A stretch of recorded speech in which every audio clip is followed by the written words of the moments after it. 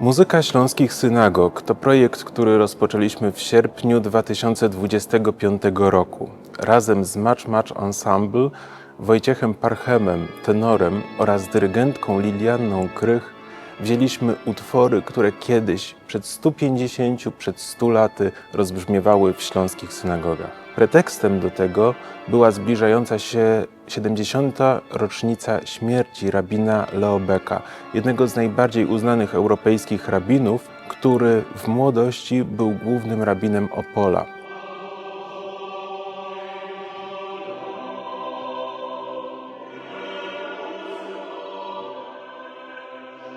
W Polsce muzyka synagogalna kojarzona jest tak potocznie i głównie z muzyką a cappella śpiewaną w synagogach ortodoksyjnych. To, co robimy wspólnie, to jest odkrywanie tego nurtu reformowanego, synagogalnego, w którym uświadamiamy sobie i wszystkim naszym słuchaczom, odbiorcom, że w XIX wieku w synagogach reformowanych śpiewały chóry mieszane, w których kobiety brały udział w liturgii i w których była dla nich widziana rola. To też jest bardzo ważna część tego projektu. Ta muzyka powstała pod koniec XIX i na początku XX wieku, kiedy wiele wspólnot żydowskich na Śląsku postanowiło w jakiś sposób z jednej strony odnowić tradycję, ale z drugiej strony pokazać otaczającym je społecznościom, że są takimi samymi obywatelami. Na bazie tej idei wprowadzono również reformę liturgiczną, a w ramach tej reformy w synagogach ponownie zagościły chóry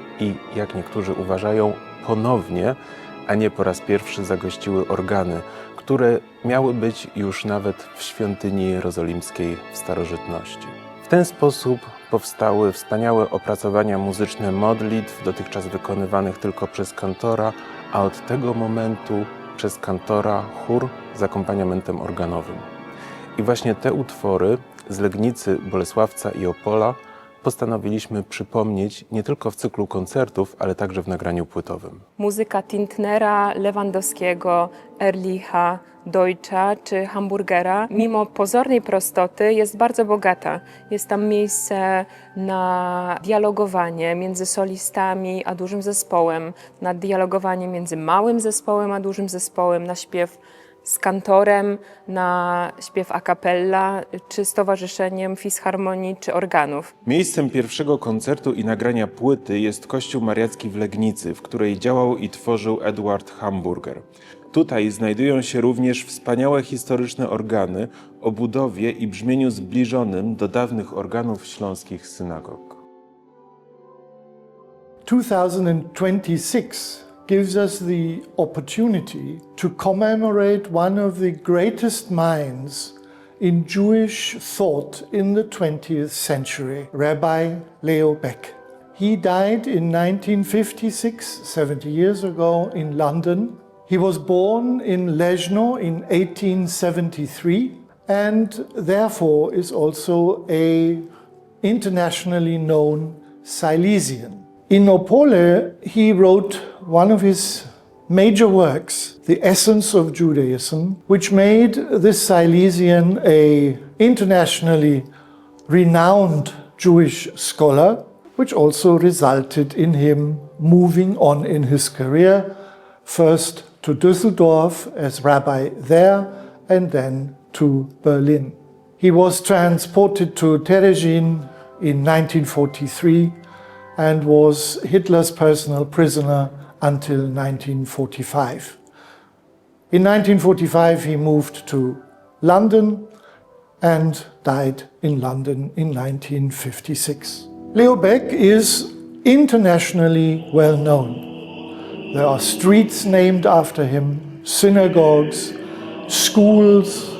There is the Leo Baeck Institute, which takes care of the German Jewish heritage, and also there is the Leo Baeck Foundation.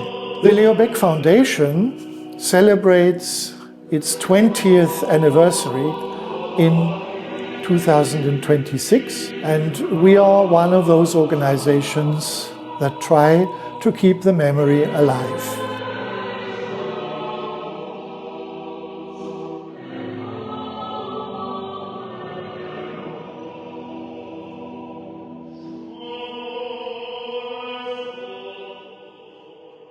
język, te słowa, hebrajskie modlitwy są zrozumiałe w bardzo wielu krajach. Dzięki temu możemy nawiązywać międzynarodowe kontakty i zyskiwać perspektywę różnych osób, różnych narodów, których łączy wspólne dziedzictwo. This is also why we are engaged in the topic of intercultural network between Poland and Germany. Poznajemy muzykę, która brzmiała w synagogach śląskich, o której bardzo mało wiemy, tak jak mało wiemy o całej tej kulturze, która poprzez zmiany granic w pierwszej połowie XX wieku i po II wojnie światowej zwłaszcza, gdzie całe grupy mieszkańców zmieniały swoje regiony i kultury przemieszczały się ze wschodu na zachód, ze wschodu na północ. Ta ciągłość kulturowa została przerwana. Bardzo nas interesuje to, jaka muzyka brzmiała tutaj, co ludzie śpiewali, co brzmiało w tych murach. 2026 also gives us the chance to look even further back into history, because it is also the anniversary of 200 years Warsaw Rabbinical Seminary. So Leo Baeck is the head of Progressive Judaism worldwide, and the Warsaw Rabbinical Seminary is one of the oldest progressive Jewish institutions, are two factors that make us rejoice also in the musical aspect, the Silesian synagogue music played by organ.